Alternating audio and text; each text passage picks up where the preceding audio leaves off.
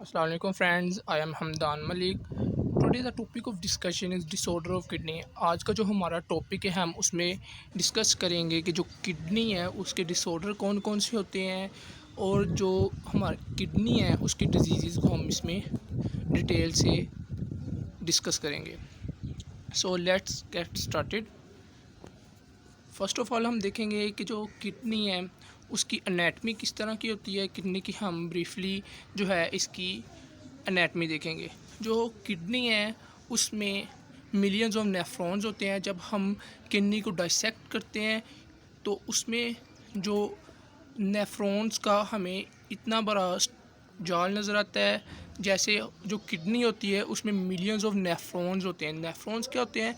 Nephrons basically वो unit होता है, ठीक है, किडनी का स्ट्रक्चरल फंक्शनल यूनिट होता है जो यूरिनेशन जो ब्लड फिल्ट्रेशन को कंट्रोल कर होता है, ठीक है. तो जो किडनी है उसमें जो जो स्ट्रक्चर्स होते हैं हम उसको ब्रीफली डिस्कस कर लेते हैं. सबसे पहले है ग्लोमेरुलस. ग्लोमेरुलस क्या होता है? ये एक कैपिलरीज का एक नेटवर्क होता है, ठीक है, जो एपिथेलियल सेल से कवर होता है, ठीक है. और ये वुमेन कैप्सूल जो होता है उसके अंदर इनकेस्ड होता है.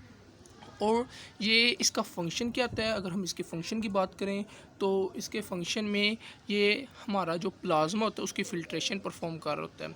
और भी किडनी में जो स्ट्रक्चर्स हैं उनमें बोमन कैप्सूल है, ट्यूब्यूल्स वगैरह होते हैं, ठीक है, जो क्या कर रहे होते हैं? फ़िल्ट्रेशन परफॉर्म कर रहे होते हैं, फ्लूइड को यूरिन में कन्वर्ट करते हैं, ठीक है. ये वाटर को अब्जॉर्ब कर लेते हैं. जो हमारे फ्लूइड में इलेक्ट्रोलाइट्स वगैरह होते हैं, सब्सटेंसेस, उनको ये अब्जॉर्ब करते हैं और हमारे जो फिल्ट्रेशन को ये परफॉर्म करते हैं.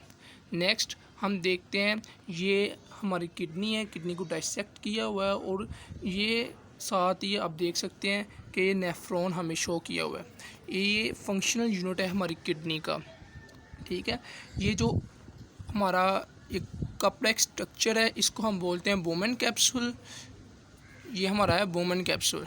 और ये सेंटर में जो है ये ग्लोमेरुलस है, ठीक है. ये हम इसको क्या कहते हैं? ग्लोमेरुलस. और ये साथ ही ये ट्यूब्यूल्स हैं, ठीक है. ये कन्वोल्यूटेड ट्यूब्यूल है, प्रोक्सिमल कन्वोल्यूटेड ट्यूब्यूल है. और नेक्स्ट हम चलें तो ये लूप ऑफ हैनले है. ये स्ट्रक्चर क्या है? Loop of Henle. और साथ ही इस स्ट्रक्चर को हम बोलते हैं डिस्टल कन्वोल्यूटेड ट्यूब्यूल्स, ठीक है.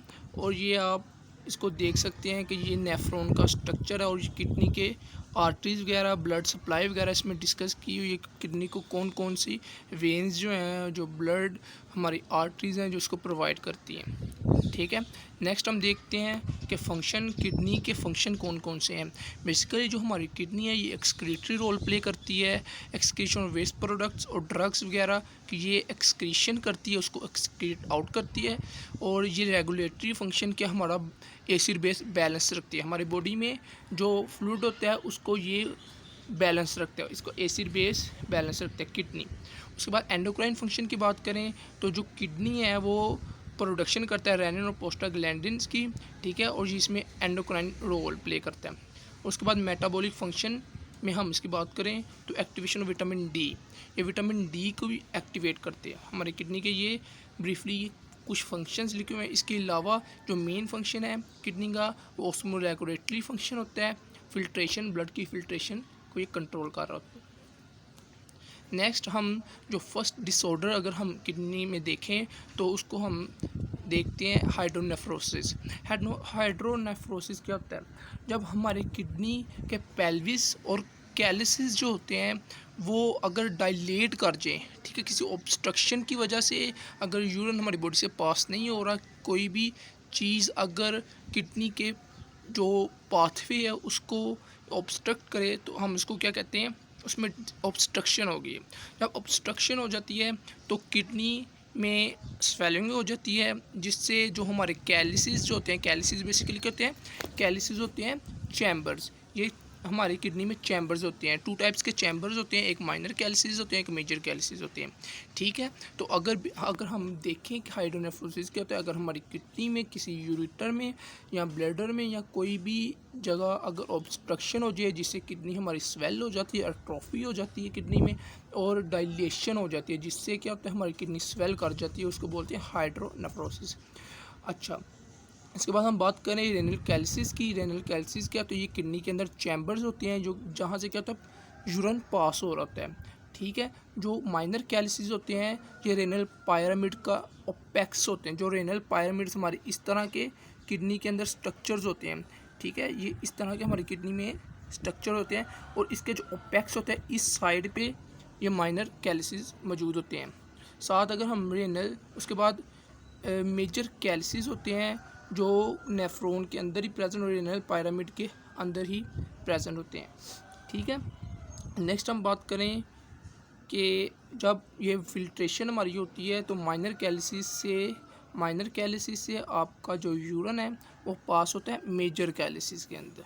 ठीक है, नेक्स्ट हम एटियोलॉजी की बात करें कि हाइड्रोनेफ्रोसिस होती क्यों है, तो ऊपर हमने देखा कि हाइड्रोनेफ्रोसिस जो होती है ये किसी ऑब्स्ट्रक्शन की वजह से होती है। ठीक है, अगर कोई ऑब्स्ट्रक्शन या कोई कैलकुलाई, कोई हमारी किडनी के अंदर कोई स्टोन बन गया या ट्यूमर बन गया या इन्फ्लेमेशन हो गया किसी भी हमारे यूरेटर की या यूरेट्राइटिस हो गया है या यूरेट्राइटिस हो गया है, तो इससे क्या होती है ऑब्स्ट्रक्शन हो जाती है जिससे आपका जो किडनी है वो स्वेल हो जाती है और हाइड्रोनेफ्रोसिस हो जाती है। नेक्स्ट ये हमने पीछे भी डिस्कस किया कि एनाटमी ऑफ किडनी की एनाटमी, इसमें हम देख सकते हैं ये कैलिसिस हैं। कैलिसिस के तो चैम्बर्स होते हैं, उसके बाद ये रेनल कैप्सूल है, उसके बाद कोर्टेक्स जो आउटर मोस्ट पार्ट है किडनी का उसको हम कहते हैं कोर्टेक्स और इंदर मेडुला होता है।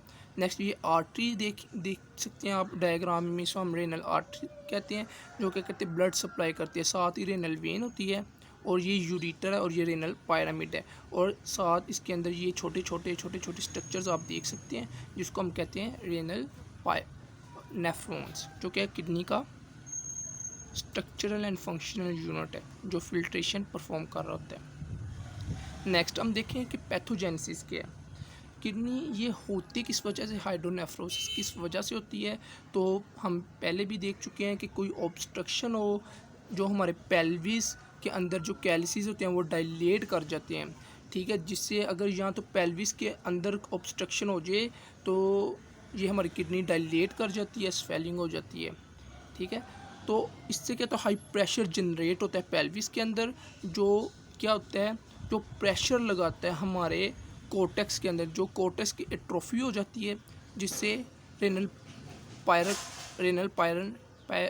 पैरेनकाइमा जो रेनल पैरेनकाइमा होता है उसकी एट्रोफी हो जाती है जिससे क्या होता है किडनी स्वेल कर जाती है।